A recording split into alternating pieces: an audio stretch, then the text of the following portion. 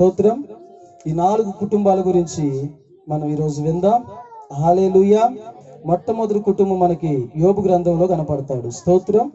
యోబు గ్రంథం 1:1. హల్లెలూయా. చదవండి అమ్మా. యోబు గ్రంథం 1:1. యోబు అనే ఒక మనుషుడుండెను. అతడు యథార్థ వర్తనుడై న్యాయవంతుడై దేవుని యందు భయభక్తులు కలిగి చెడుతనం విసర్జించిన వాడు. అతనికి 7 కుమారులను 3 కుమార్తెలను కలిగిరి. అతనికి 7,000 గొర్రెలను 3,000 ఒంటెలను 500 జతల ఎడ్లను 5 ఆడు గాడిదలను కలిగి బహుమంది పనివారును. 2-3 కూడా చూడమ్మా. అందుకు యెహోవా, నీవు నా సేవకుడు అయిన యోబు సంగతి ఆలోచించితివా? అతడు యథార్థ వర్తనుడును న్యాయవంతుడై చదవాలి.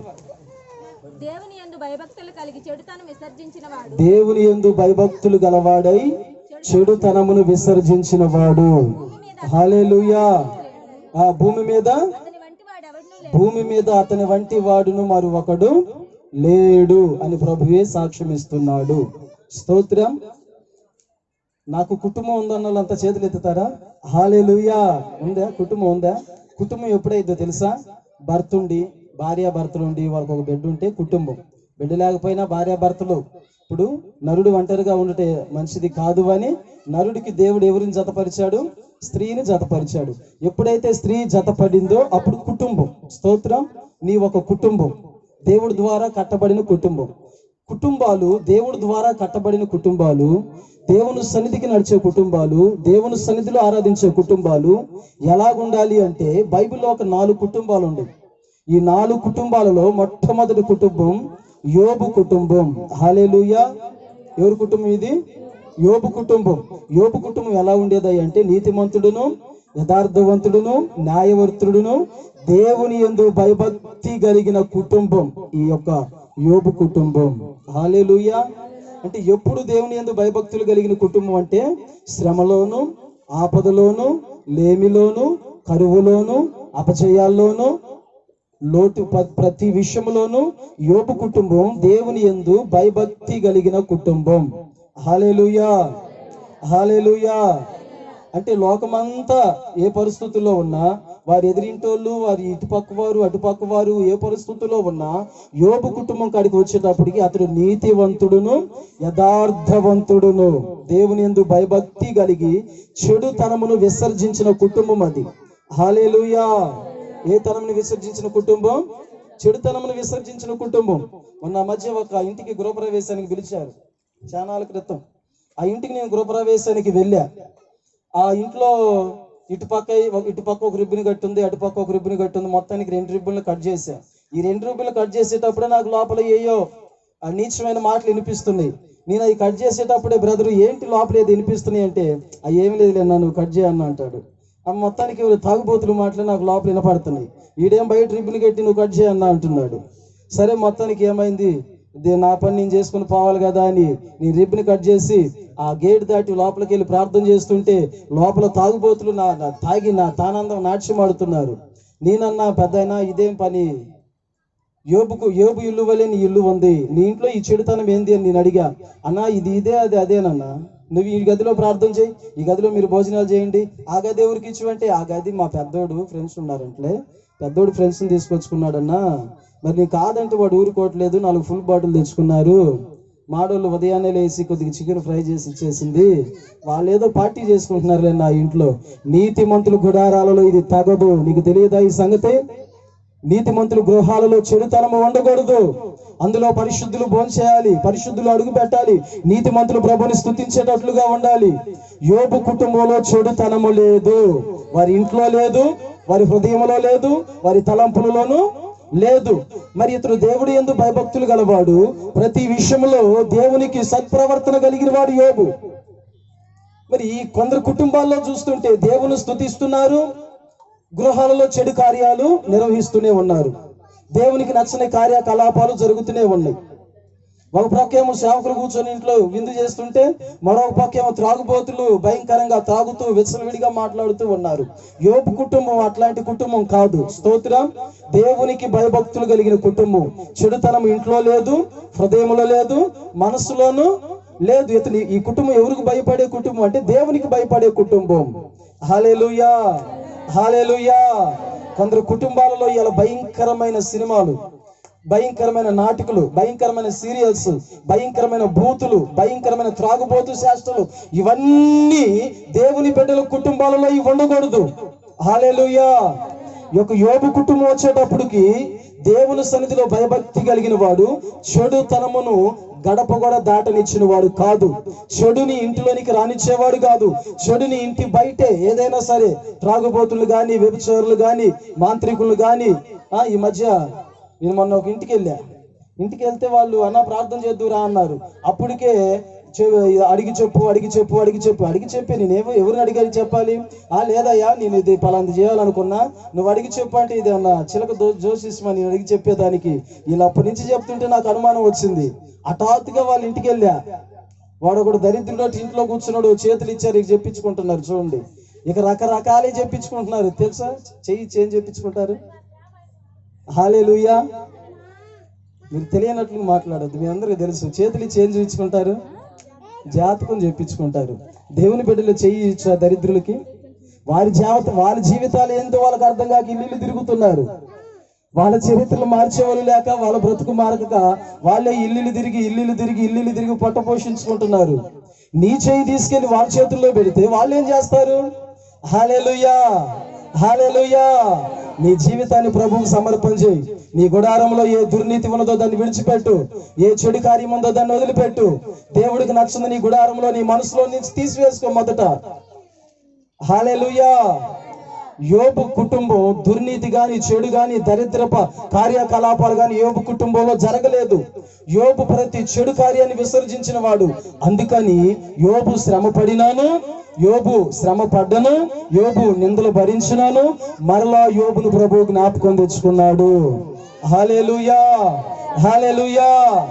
మీరు కూడా ఈరోజు శ్రమల్లో ఉండవచ్చు, లేమిలో ఉండవచ్చు, బలహీనతల్లో ఉండవచ్చు, అవమానాలలో ఉండవచ్చు. అయినాను యోబుని జ్ఞాపకం తెచ్చుకున్నట్లుగా దేవుడు మిమ్మల్ని ఖచ్చితంగా జ్ఞాపకం తెచ్చుకోగలడు. యోబుకున్న యథార్థత, యోబుకున్న నీతి, యోబుకున్న సిన్సియారిటీ మీ గుడారాలలో ఉండాలి, మీ హృదయాలలో ఉండాలి, మీరు చేసే ప్రతి పనిలో ఉండాలి. గనుక యోబు చెడుతనమును విసర్జించిన వాడు. యోబు గుడారంలో చెడుతనం లేదు, యోబు చూపులో, యోబు మాటలో, యోబు తలంపులలో లేదు. అందుకని యోబుని దేవుడు మరలా జ్ఞాపకం తెచ్చుకొని యోబుకి సమృద్ధిని దేవుడు కలుగజేశాడు. ఈరోజు యోబు కుటుంబం వలె మీ కుటుంబం ఉండాలి. యోబు భయభక్తులుగా దేవుని సేవించినట్లుగా మీరు సేవించాలి. యోబు భయభక్తులతో దేవుని వెంబడించినట్లుగా మీరు వెంబడించాలి. యోబు వలె దేవుని సన్నిధిలో మీరు ప్రార్థనా జీవితంతో ఎదగాలి. హల్లెలూయా, హల్లెలూయా. అంటే యోబుకి ఆశామాష శ్రమలు కాదు కానీ వచ్చింది యోబుకు ఒక భయంకరమైన శ్రమ. చదువుదామమ్మా యోబు గ్రంథం.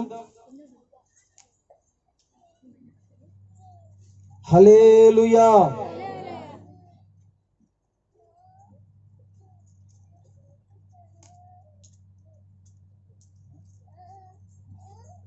యోబు 2:4.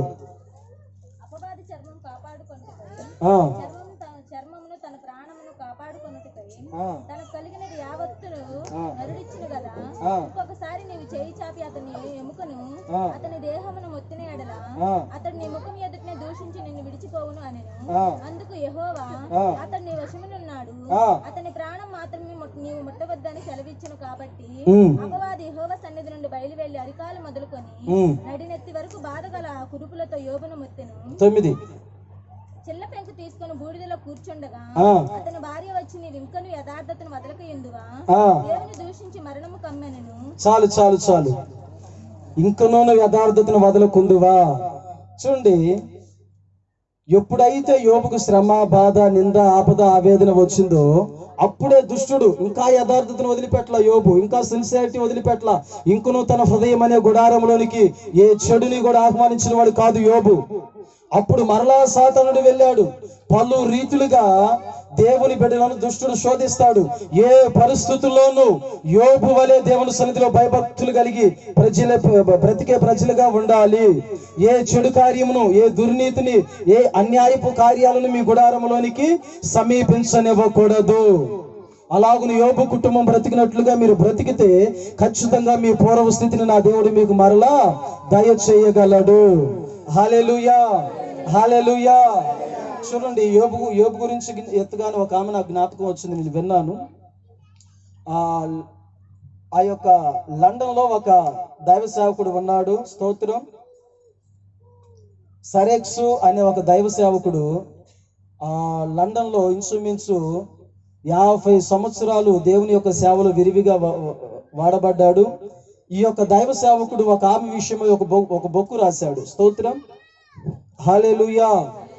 చూడండి, శ్రమలో, ఆపదలో, నిందలో, ఇరుకుల్లో, పరిస్థితుల్లో దేవుని సన్నిధిలో యథార్థతను కాపాడు కుటుంబం యోబు కుటుంబం.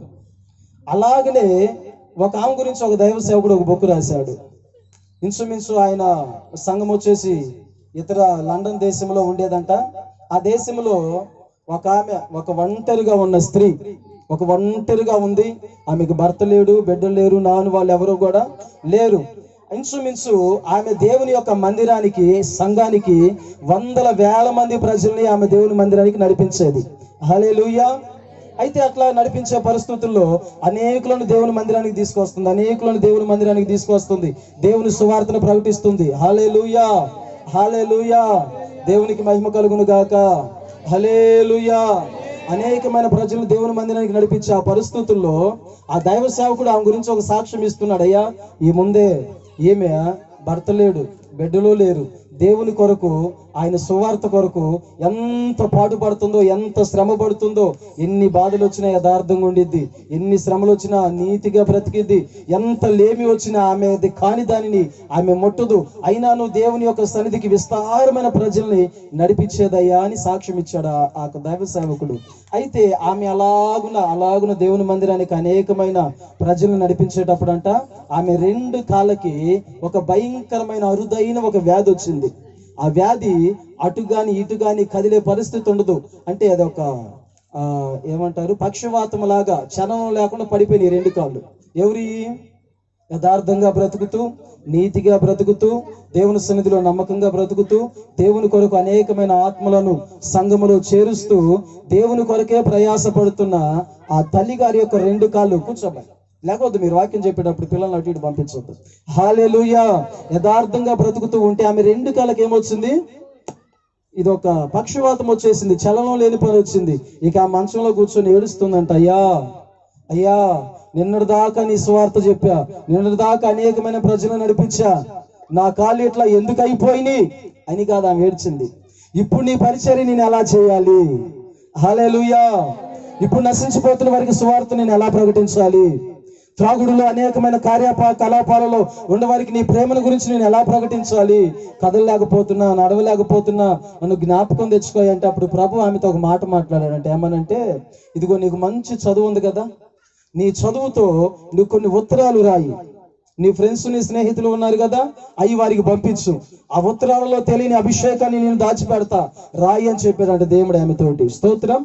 ఆమె అప్పటి నుంచి ఉత్తరాలు రాస్తూ, ఆమెకి దేవుడిచ్చిన జ్ఞానాన్ని బట్టి దేవుని యొక్క సువార్తను ఆ ఉత్తరాల మీద రాస్తూ అనేకులకి అవి పోస్ట్ చేస్తూ ఉండేదంట. ఆ ఉత్తరాల ద్వారా అనేకమైన వేల మంది దేవుని మందిరానికి వచ్చారు. హల్లెలూయా. ఒకరు కాదు, ఇద్దరు కాదు, కానీ ఆ సంఘానికి ఆమె 2 కాళ్ళు పడిపోయిన తర్వాత కూడా ఆ ఉత్తరాల ద్వారా కొన్ని వేల మంది మారు మనసు పొందారు, కొన్ని వేల మంది మందిరానికి వచ్చి బాప్తీసం పొంది ప్రభువును సేవించారు. అయితే ఆమె అలాగ ఉత్తరాలు రాస్తూ అనేకులకి దేవుని సువార్తను ప్రకటిస్తూ ఉంది, స్నేహితులకి, ఫ్రెండ్స్ కి, బంధువులకి, అనేకులకి. అలా చేస్తున్న కాలంలో ఒక గుండె పగిలిపోయే వార్త, ఆమె 2 చేతులకు కూడా కుష్టి వ్యాధి వచ్చేసింది. హల్లెలూయా. ఆమె 2 చేతులకు ఏమొచ్చింది? కుష్టి వ్యాధి వచ్చేసింది. ఇప్పుడు ఇవి కూడా కదిలే పరిస్థితి కాదంట. అప్పుడు ఇక మంచంలో పడి ఆమె ఏడుస్తుంది కదా, అయ్యా, నీ ఒక్క మందిరానికి ఒక ఆత్మను కూడా నడిపించకుండా నేను బ్రతకలేను, నీ పని చేయకుండా ఈ బ్రతుకు నాకు అక్కర్లేదు, తీసుకెళ్ళిపో. నేను ఇప్పుడు సువార్త చెప్పలేను, నిన్నటిదాకా చేతులతో రాసి ఇప్పుడు అది కూడా లేదు, ఎలా నీ గురించి నేను ప్రకటించాలి, ఎలా నీ యొక్క సన్నిధికి అనేకులను నడిపించాలని వేదనతో అల్లాడిపోతూ ఉందంట ఆ తల్లిగారు. అదే మీరైతే అట్లా ఏడవరు కానీ నాకు ఇది ఎందుకు వచ్చింది, ఇది ఎందుకు వచ్చింది అని ఇట్లా ఎందుకు చేస్తారు, ఇట్లా ఏడుస్తారు. కానీ ఆమె అలా ఏడవట్లా. 2 కాళ్ళు పడిపోయినాయి అని ఏడవలా, 2 చేతులు పడిపోయినాయి అని ఏడవలా. నీ సువార్త ఎట్లా ప్రకటించాలి, నీ ప్రేమను ప్రజల్లోకి ఎలా తీసుకెళ్ళాలి, నీతి కలిగిన నీ యొక్క శిలువ యాగాన్ని నా ప్రజలకు ఎలా బోధించాలి. ఆమె సేవకురాలు కాదు, పోతే ఆమె ఒక సువార్థికురాలు కాదు. దేవుని సన్నిధిలో బాప్తీసం పొంది నశించిపోయే ఆత్మల పట్ల బాధ్యత కలిగింది ఆమె. స్తోత్రం. ఇప్పుడు ఎలా చేయాలి నీ పరిచర్య? అనేకులు నాశనం అయిపోతున్నారు, అనేకులు అల్లాడిపోతున్నారు. మందిరానికి ఎలా తీసుకెళ్ళాలి ప్రజలని అల్లాడిపోతుంటే దేవుడు అప్పుడు ఒక ఆలోచన చెప్పాడు. పెన్ను తీసుకో, నోరు ఉంది కదా, నోటితో రౌండ్గా రాయటం ముందు నేర్చుకో అన్నాడంట దేవుడు. స్తోత్రం. ఏం చెప్పాడంటే ఈమెతో, నోటితోటి పెన్ను తీసుకొని రౌండ్గా రాయటం నేర్చుకో. దేవుడు ఆ మాట అనబోయేటప్పటికి సరేలే నేను బాగు చేస్తా అంటున్నాడేమో అనుకున్నదేమో ఆమె, నాకు తెలియదు. కానీ నోట్లో పెన్ను తీసుకొని ముందు రౌండ్గా రాయటం నేర్చుకో. కొంతమంది చదువుకున్న వాళ్ళు రాస్తే డాక్టర్లకే అర్థం కాదు. అర్థమైంది అంటారా? ఎందుకంటే డాక్టర్లు రాసింది ఎవరికి అర్థం కాదు. ఈమె నోటితో రాస్తే ఎవరికి అర్థమయ్యిద్ది? మొత్తానికి ఇక నోటితో రాయటం ప్రాక్టీస్ చేసిందంట. సున్నాలు జుడుతూ రాయటం ప్రాక్టీస్ చేస్తే పరిశుద్ధాత్ముడు ఆమెకు సహాయం చేశాడంట. స్తోత్రం. ఇక ఆ నోటితోనే వేల ఉత్తరాలు రాయటం. ఇదిగో ప్రభు మీ కొరకు మరణించాడు, ప్రభుని మీరు రక్షకుడిగా అంగీకరించండి, శ్రమల్లో మీరు దేవుని సన్నిధిలో నిలబడండి అని ఈమె శ్రమలలో కూడా దేవుని యొక్క సువార్తను ప్రకటించే విషయంలో ముందుకు నడిచింది. హల్లెలూయా.